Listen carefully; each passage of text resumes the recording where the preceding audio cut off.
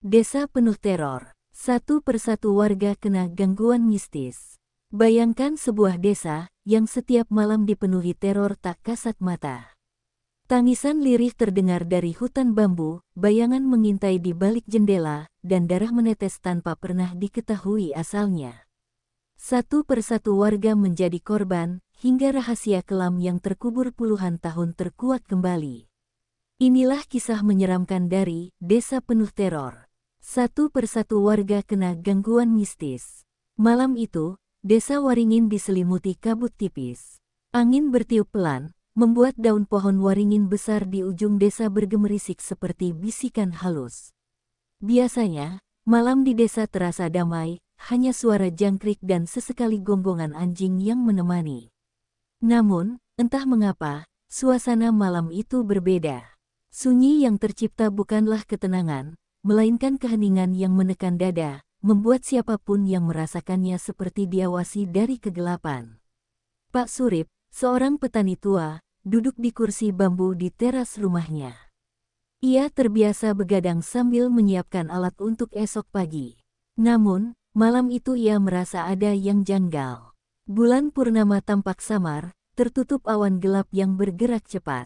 Suara jangkrik mendadak hilang seolah seluruh isi desa menahan napas.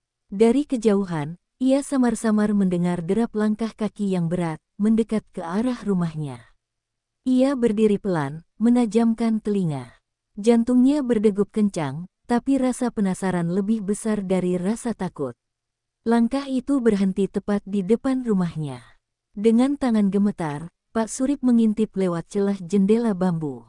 Saat itulah matanya menangkap sosok bayangan tinggi, berdiri kaku di bawah pohon waringin. Tubuhnya hitam legam, lebih gelap dari malam, dan wajahnya tak terlihat. Tubuh Pak Surip mendadak dingin.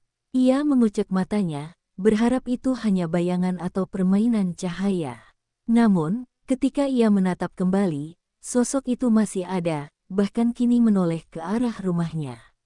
Sekilas, Pak Surip merasa mata sosok itu merah menyala, berkilat tajam menembus kegelapan. Ia mundur beberapa langkah, hampir terjatuh karena kakinya lemas. Tak lama kemudian, suara aneh terdengar, seperti desisan ular bercampur dengan bisikan lirih yang memanggil namanya. Surip, suaranya begitu dekat, padahal sosok itu masih jauh. Pak Surip langsung meraih pintu rumah, menutupnya rapat, dan menyelaknya dengan kayu. Keringat dingin membasahi tubuhnya meski udara malam begitu menusuk. Sepanjang malam, ia mendengar suara ketukan di pintu dan jendela, perlahan dan berulang, seperti ada yang ingin masuk. Namun, setiap kali ia memberanikan diri mengintip, tak ada siapa-siapa di luar sana. Anjing-anjing di sekitar rumah menggonggong tanpa henti, seolah mereka melihat sesuatu yang mata manusia tak bisa tangkap. Pagi pun tiba, tetapi wajah Pak Surip pucat pasi. Ia jatuh sakit mendadak, tubuhnya panas, tapi keringat terus bercucuran. Matanya kosong, seperti orang kehilangan kesadaran. Ketika warga datang menengok, ia hanya bergumam pelan, berulang kali menyebut kata pohon, pohon, sambil menunjuk ke arah waringin besar di ujung desa. Sejak hari itu, kehidupan desa Waringin tidak lagi sama. Orang-orang mulai merasakan hawa dingin setiap malam, seolah ada sesuatu yang ikut hidup bersama mereka. Dan gangguan yang dialami Pak Surip hanyalah awal dari teror panjang yang akan menimpa desa tersebut. Beberapa hari setelah kejadian aneh yang menimpa Pak Surip, desa semakin terasa mencekam. Malam hari, warga tidak lagi duduk-duduk di teras rumah seperti biasanya. Pintu dan jendela dikunci rapat begitu matahari terbenam. Namun, meski bersembunyi di balik rumah masing-masing, mereka tetap tidak bisa menghindar dari sesuatu yang datang menghantui. Malam itu, suara tangisan terdengar jelas dari arah sungai. Tangisan itu terdengar lirih, seperti seorang perempuan yang kehilangan sesuatu yang sangat berharga. Awalnya hanya beberapa orang yang mendengarnya, tetapi lama-lama hampir seluruh warga desa terbangun oleh suara itu. Tangisan itu tidak berhenti, justru semakin keras, bercampur dengan suara sesenggukan yang membuat bulu kuduk merinding. Warga tidak berani keluar, hanya saling berbisik di dalam rumah. Siapa itu? Anak siapa yang menangis malam-malam? Bisik seorang ibu kepada suaminya. Namun, tidak ada jawaban yang pasti. Anehnya, suara tangisan itu tidak berpindah-pindah, selalu terdengar dari arah sungai yang membelah desa. Seorang pemuda bernama Roni, yang dikenal pemberani dan keras kepala, tidak percaya begitu saja. Itu pasti hanya orang iseng, katanya dengan nada menantang. Meski diperingatkan warga lain, ia tetap nekat pergi ke sungai malam itu. Dengan membawa senter kecil, Roni melangkah sendirian, suaranya bergetar meski ia mencoba terlihat berani. Saat tiba di tepi sungai, ia melihat sesuatu yang membuat langkahnya terhenti. Di bawah cahaya bulan, tampak seorang perempuan berambut panjang duduk di atas batu besar, bahunya berguncang karena menangis. Gaunnya putih lusuh, basah oleh air sungai. Roni terpaku. Ketika ia mencoba menyalakan senter untuk memastikan, sosok itu mendadak menoleh. Wajahnya pucat, matanya hitam kosong, dan mulutnya penuh darah. Roni menjerit, namun tubuhnya seakan terkunci. Sosok perempuan itu tiba-tiba melompat ke dalam air, dan dari dalam sungai terdengar suara gemericik yang tak wajar, seperti banyak tangan yang mencakar-cakar permukaan air. Roni mencoba berlari, tetapi kakinya tersandung, membuat tubuhnya tercebur ke sungai yang dingin dan dalam. Keesokan paginya, warga menemukan Roni tergeletak di tepi sungai. Tubuhnya penuh lumpur, bajunya robek-robek seperti dicakar sesuatu. Ia masih hidup, tetapi matanya kosong, bibirnya gemetar tanpa henti. Saat sadar, ia hanya bisa mengulang-ulang kalimat dengan suara lirih, "Dia memanggilku, dia memanggilku." Sejak kejadian itu, suara tangisan semakin sering terdengar. Warga percaya bahwa perempuan itu bukan manusia, melainkan arwah penasaran yang bersemayam di sungai. Dan lebih menakutkan lagi, arwah tersebut tampaknya tidak hanya menangis, tapi juga sedang mencari korban berikutnya. Setelah kejadian mengerikan yang menimpa Roni, warga desa Waringin semakin dicekam ketakutan. Mereka mulai mengurung diri lebih awal, bahkan hewan ternak pun dimasukkan lebih cepat ke kandang. Namun, malam yang mereka kira aman justru menjadi awal dari teror berikutnya. Suatu pagi, Pak Slamet, pemilik beberapa ekor sapi, menjerit keras hingga membuat warga lain berdatangan. Sapi kesayangannya ditemukan mati di kandang dengan kondisi aneh. Leher sapi itu terpuntir seperti dipatahkan dengan paksa, dan matanya melotot seakan melihat sesuatu yang sangat menakutkan sebelum ajal menjemput. Tak ada darah, tak ada luka, hanya tubuh kaku dengan wajah penuh ketakutan. Warga semakin gempar ketika di hari berikutnya, kambing milik keluarga lain juga ditemukan mati dengan keadaan serupa. Anehnya, tidak ada jejak manusia ataupun binatang buas di sekitar kandang. Tanah di sekitar kandang tetap bersih, tanpa jejak kaki. Seolah-olah, kematian itu terjadi begitu saja, tanpa ada yang masuk maupun keluar. Malam harinya, beberapa warga berjaga bersama, berharap bisa menangkap pelaku atau mengetahui apa yang sebenarnya terjadi. Mereka membawa obor dan duduk berkelompok di dekat kandang sapi. Suasana begitu tegang, hanya suara hembusan angin dan dengus nafas hewan yang terdengar. Hingga tiba-tiba, tanpa alasan, sapi-sapi itu mendengus keras, menendang-nendang, dan mencoba kabur dari kandang. Salah seorang warga mengarahkan obor ke dalam kandang. Seketika, mereka semua terdiam. Di sudut kandang, terlihat bayangan hitam. Tinggi menjulang, berdiri tanpa bergerak. Mata merahnya berkilat tajam dalam gelap. Namun ketika salah satu warga memberanikan diri mendekat, bayangan itu menghilang begitu saja, meninggalkan hawa dingin menusuk tulang. Mereka ketakutan, segera pulang dan mengunci pintu rumah masing-masing. Tetapi, esok paginya, seekor sapi kembali ditemukan mati dengan kondisi yang sama, leher terpuntir, mata melotot, dan lidah terjulur.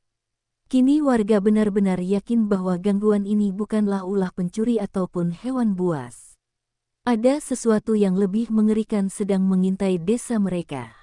Seorang nenek tua berbisik lirih di tengah kerumunan, itu pertanda mereka sudah lapar.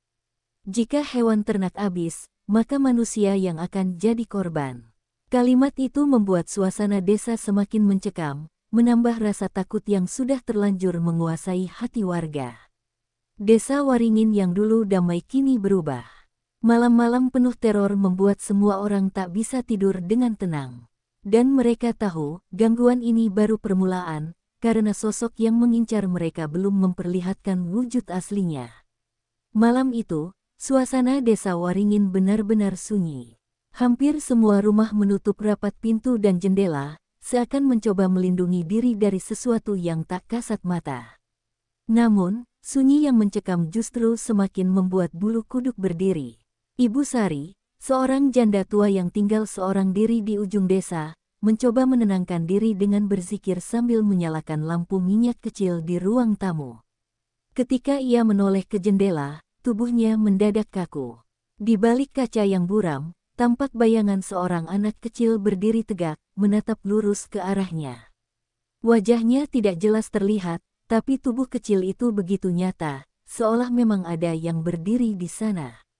Ibu Sari menelan ludah, mencoba meyakinkan diri bahwa itu hanya bayangan pohon.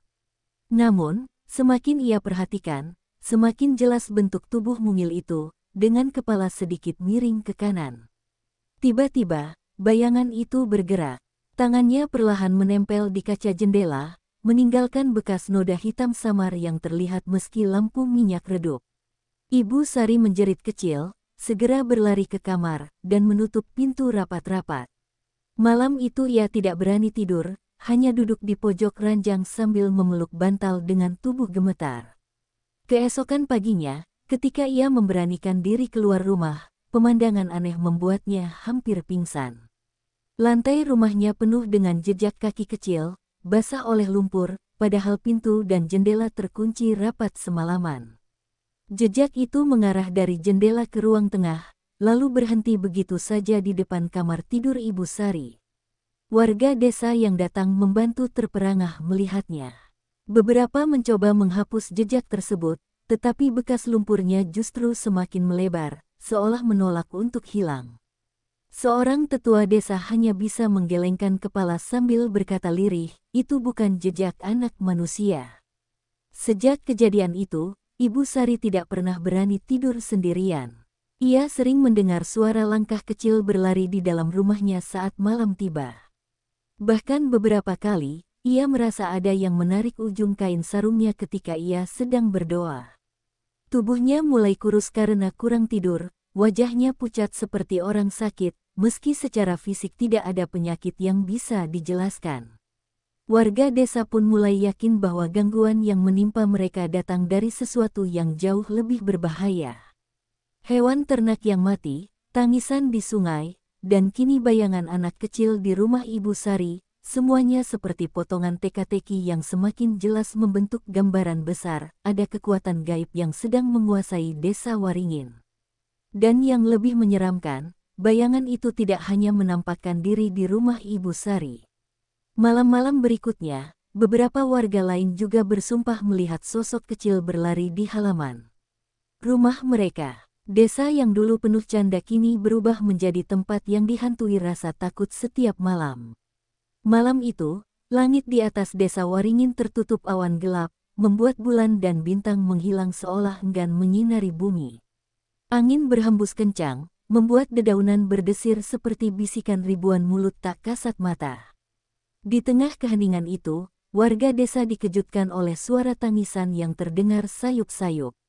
Suara itu terdengar dari arah hutan bambu yang letaknya tak jauh dari pemukiman.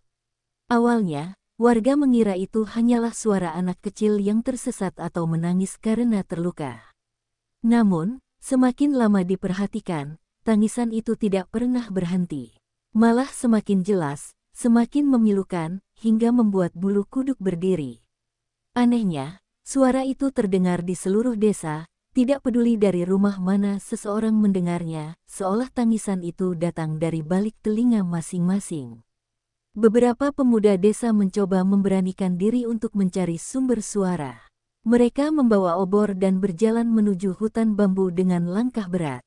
Namun baru beberapa langkah memasuki area hutan, obor mereka mendadak padam satu persatu, meninggalkan kegelapan total.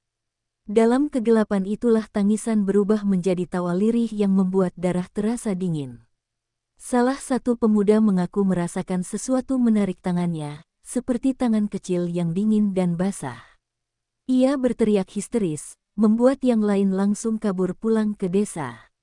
Sesampainya di rumah, mereka semua pucat pasi, tidak berani menceritakan apa yang benar-benar mereka lihat. Hanya satu kata yang keluar dari mulut mereka, bukan manusia. Sejak malam itu, tangisan tersebut selalu terdengar di jam yang sama, tepat tengah malam. Suara itu seperti sengaja memanggil-manggil, kadang terdengar di dekat sumur, kadang di pematang sawah, dan kadang bahkan terdengar di depan pintu rumah warga. Tidak sedikit yang mendengar jelas suara lirih memanggil namanya masing-masing di sela-sela tangisan. Beberapa orang tua desa mengingatkan agar tidak pernah keluar rumah ketika suara itu terdengar, apapun yang terjadi. Mereka percaya suara tersebut adalah pancingan dari makhluk gaib yang ingin menjerat jiwa manusia. Namun, tetap saja ada yang nekat, dan hasilnya selalu sama, hilang tanpa jejak. Warga yang kehilangan anggota keluarga mulai putus asa. Mereka mencoba melakukan ritual doa bersama di balai desa, berharap tangisan itu mereda. Namun, malam setelah doa, suara tangisan justru terdengar lebih keras, diikuti suara ketukan di dinding-dinding rumah. Seolah makhluk itu marah karena mereka mencoba melawannya. Kini, setiap kali malam tiba, desa Waringin berubah menjadi lautan ketakutan. Tidak ada suara canda, tidak ada lampu terang benderang. Hanya suara jangkrik dan sesekali lolongan anjing yang seakan tahu lebih banyak dari manusia. Dan ketika jarum jam menunjukkan pukul 12, suara tangisan itu kembali terdengar, seperti ratapan yang tak pernah menemukan akhir. Sejak malam tangisan itu semakin menjadi-jadi, warga desa Waringin makin ketakutan. Banyak yang memilih menutup rapat pintu dan jendela dengan papan kayu. Namun, ketenangan yang mereka harapkan tidak pernah benar-benar datang. Justru dari balik jendela, muncul teror baru yang membuat tidur tak lagi terasa aman. Malam itu, keluarga Pak Surya sedang berusaha tidur lebih awal. Semua lampu dipadamkan kecuali pelita kecil di ruang tamu. Namun, tepat tengah malam, anak bungsunya berteriak kencang. Ketika ditanya, ia mengatakan melihat sosok hitam tinggi berdiri di balik jendela kamar, menatap dengan mata merah menyala. Pak Surya buru-buru memeriksa keluar rumah dengan membawa parang, tapi yang terlihat hanyalah halaman kosong. Tidak ada tanda-tanda orang lewat, apalagi sosok yang dimaksud. Namun, yang membuatnya merinding adalah jejak lumpur panjang yang menempel di kaca jendela, seolah ada tangan besar dan basah yang mencoba meraih masuk. Kejadian itu tidak berhenti di keluarga Pak Surya saja. Beberapa warga lain juga mengaku melihat bayangan aneh di jendela rumah mereka. Ada yang melihat sosok perempuan berambut panjang terurai menempelkan wajahnya ke kaca, ada pula yang melihat banyak tangan kecil berjejer di jendela seperti sedang mengetuk-ngetuk. Semua itu hanya terlihat ketika jam menunjukkan pukul 12 malam. Ketakutan warga semakin menjadi ketika ada seorang nenek yang ditemukan pingsan di ruang tamunya sendiri. Saat sadar, ia histeris dan mengatakan bahwa sosok yang dilihatnya di jendela bukan hanya menatap, tapi juga tersenyum sambil melambaikan tangan. Senyuman yang terlalu lebar, terlalu menyeramkan untuk dimiliki manusia. Warga desa mulai melakukan ronda malam dengan harapan bisa saling menjaga. Namun anehnya, setiap kali mereka berjaga di luar rumah, bayangan itu tidak pernah muncul. Bayangan-bayangan itu hanya datang ketika seseorang sendirian, rapuh, dan lengah di dalam rumah. Seolah-olah makhluk itu tahu siapa yang paling mudah ditakuti. Beberapa orang tua desa meyakini bahwa bayangan-bayangan tersebut adalah penampakan roh gentayangan dari warga yang dulu mati secara tidak wajar di desa itu. Mereka terjebak di dunia manusia, mencari perhatian, bahkan berusaha menarik orang lain untuk ikut bersama mereka. Kini, setiap malam, warga desa Waringin hidup dalam ketegangan. Tak ada yang berani menatap jendela terlalu lama, apalagi ketika suara tangisan mulai terdengar di kejauhan. Sebab mereka tahu, bisa saja ketika mereka menoleh, sudah ada sosok mengerikan yang berdiri di balik kaca, menatap tajam tanpa berkedip. Suasana desa Waringin semakin mencekam ketika malam itu suara tangisan tidak hanya terdengar dari hutan bambu, tetapi juga dari dalam rumah warga. Keluarga Pak Wito yang sedang makan malam tiba-tiba mendengar suara lirih menangis dari dapur. Saat diperiksa, tidak ada siapa-siapa. Namun, lantai basah penuh jejak kaki kecil berlumuran tanah, padahal semua anaknya sedang duduk di meja makan.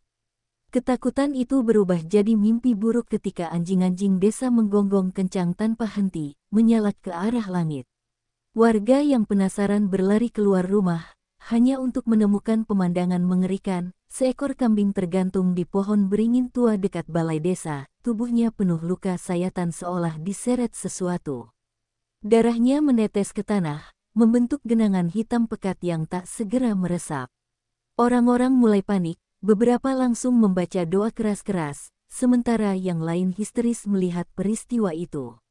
Namun kejadian paling menyeramkan terjadi saat salah satu pemuda, Jaya, berteriak keras. Ia menemukan pintu rumah pamannya penuh dengan coretan darah. Tulisan itu jelas terbaca meski samar, giliranmu berikutnya. Malam itu seolah neraka terbuka di desa Waringin. Dari setiap sudut, terdengar suara langkah kaki berlari, padahal tak ada orang terlihat.